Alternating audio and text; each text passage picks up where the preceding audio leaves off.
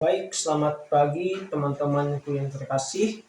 Hari ini saya akan menjelaskan apa itu Arianisme dan Nestorianisme.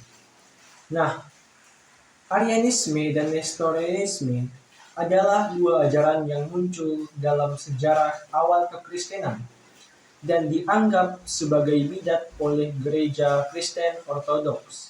Meskipun keduanya berkembang pada zaman yang relatif berdekatan, masing-masing muncul dari konteks teologis yang berbeda dan menawarkan pemahaman yang berbeda pula tentang hakikat Yesus Kristus. Nah, Arianisme berasal dari ajaran Arius, seorang presbiter dari Alexandria pada abad keempat.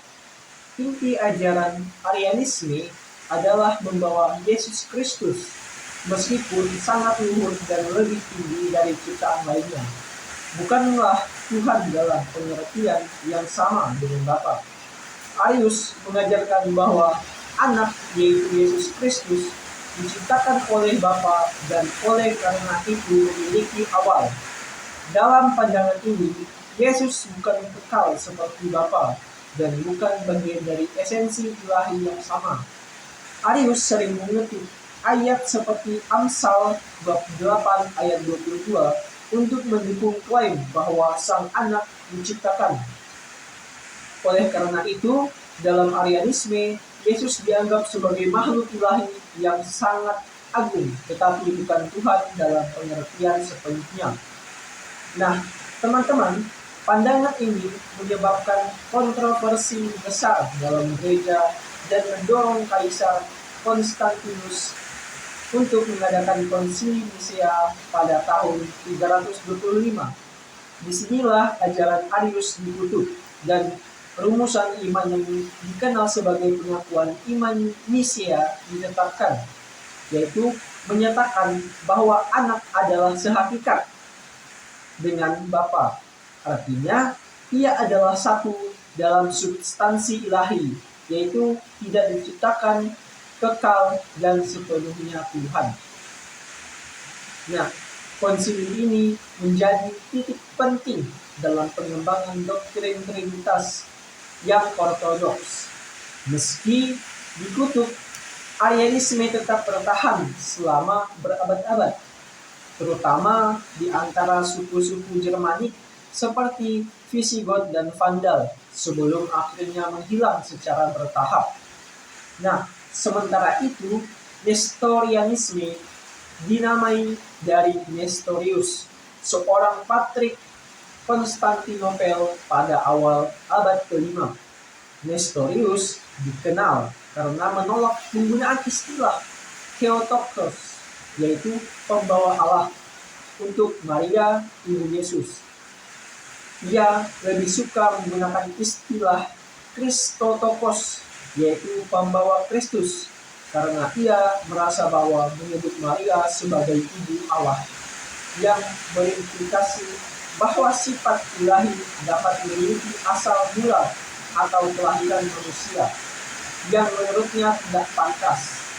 Nah, daripada pernyataan tersebut, muncul pandangan bahwa Nestorius memisahkan secara tegas antara natur ilahi dan natur manusia dalam diri Kristus. Dalam pandangan ini disematkan pada Nestorius, Yesus Kristus seolah-olah terdiri dari dua pribadi yang berdampingan, dan satu ilahi yaitu Logos, dan satu pribadi ilahi yaitu Logos, dan satu pribadi manusia yaitu Yesus Kristus sendiri. Ini sangat berbeda dari ajaran ortodoks yang menekankan bahwa Yesus Kristus adalah satu pribadi dengan dua natur, ilahi dan manusia, yang bersatu secara tak terpisahkan, tanpa percampuran atau kebingungan, Ajaran Nestorius memunculkan kekhawatiran bahwa keselamatan umat manusia dipertaruhkan, karena jika Kristus bukan satu pribadi yang utuh, maka pengorbanannya di kayu salib tidak bisa dikatakan sebagai pengorbanan Allah sendiri, bagi manusia. Nah, kontroversi ini mencapai puncaknya dalam Konsili Efesus tahun 431, di mana Nestorius dan ajarannya dikutuk sebagai bidat. Konsili tersebut menegaskan bahwa Maria dapat disebut Theotokos karena yang dilahirkannya adalah pribadi Yesus Kristus, yang sepenuhnya Allah dan sepenuhnya manusia dalam satu pribadi yang tak terpisahkan. Setelah dikutuk, para pengikut Nestorius, yaitu yang dikenal sebagai Gereja Timur dan Gereja Nestorian, tersebar ke Persia dan bahkan sampai ke India dan Cina, membawa ajaran mereka yang berkembang dalam bentuk yang berbeda dari kekristenan Bizantium. Nah, perbedaan utama antara Arianisme dan Nestorianisme terletak pada aspek kristologi yang mereka persoalkan. Arianisme mempersoalkan hakikat ilahi Kristus, yakni apakah Yesus sepenuhnya Tuhan atau tidak. Kemudian Arianisme merendahkan status Kristus dari Tuhan yang kekal menjadi makhluk ciptaan yang sangat luhur. Sementara itu, Nestorianisme tidak menyangkal keilahian Kristus, tetapi mempersalahkan cara natur ilahi dan manusia dalam diri Kristus. Dan dengan kata lain, Arianisme berfokus pada apakah Yesus adalah Allah, sedangkan Nestorianisme berfokus pada bagaimana Yesus bisa sekaligus menjadi Allah dan manusia. Secara historis, kedua bidat ini juga berkembang dalam konteks politik dan budaya yang berbeda. Arianisme mendapat dukungan dari beberapa kaisar Romawi Timur setelah Konsili Nisea, terutama selama masa kekuasaan Konstantius yang kedua dan beberapa suku Jermanik.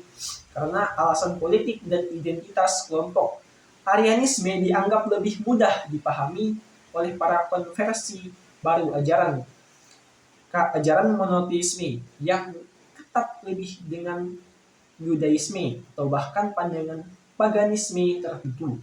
Sedangkan Nestorianisme berkembang dalam konteks konflik antara kekuasaan gereja di dunia Alexandria dan Konstantinopel, dan kemudian menemukan tempat di luar kekaisaran Romawi di wilayah kekaisaran Persia yang merupakan saingan politik Roma. Nah, sementara itu, ajaran Nestorian berdampak langsung pada pemahaman inkarnasi dan keselamatan. Jika dalam Kristus ada dua pribadi yang terpisah, maka sulit untuk mengatakan bahwa Allah benar-benar menjadi manusia yang menderita dan mati di salib. Nestorianisme dengan demikian dianggap melemahkan misteri penyatuan Allah dan manusia dalam satu pribadi yang menjadi dasar bagi keselamatan umat manusia menurut pandangan ortodoks.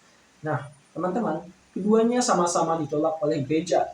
Namun, cara penolakannya mencerminkan juga perkembangan teologi yang semakin halus dan kompleks dalam memahami pribadi Yesus Kristus. Nah, teman-teman, jadi meskipun sama-sama bidat, menurut pandangan ortodoks, Arianisme dan Nestorianisme menekankan hal yang sangat berbeda.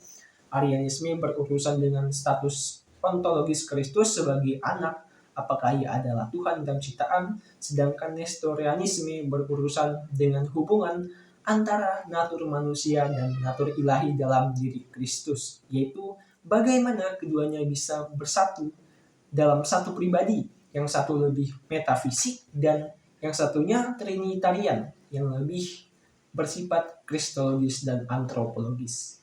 Nah, teman-teman, sekian penjelasan saya tentang Arianisme dan Nestorianisme. Saya ucapkan terima kasih.